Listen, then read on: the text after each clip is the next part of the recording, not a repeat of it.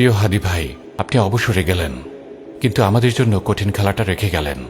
আপনার অবসর আল্লাহ কবুল করুন, আপনার অবসরে আল্লাহ সন্তুষ্ট হন। হাদি ভাই ছুটি নিয়েছেন, তবে খেলা ছুটি নেয়নি, বরং শুরু হয়েছে মাত্র। হাদি ভাইয়ের প্রতিবাদ প্রতিরোধ ছিল ভারতীয় আধিপত্যবাদের বিরুদ্ধে। আগ্রাসী ভারতের বিরুদ্ধে দাঁড়িয়ে হাদি ভাই নিজের জীবন পর্যন্ত বিলিয়ে দিলেন। অথচ যে আধিপত্যবাদের বিরুদ্ধে হাদি ভাই লড়ে গেলেন, চলে যাওয়ার পরে হাদি ভাইয়ের কবরে লেখা হল আধিপত্যবাদ বিরোধী আন্দোলনে শহীদ শরীফ উসমান বিন হাদি। এই আধিপত্য কার ছিল?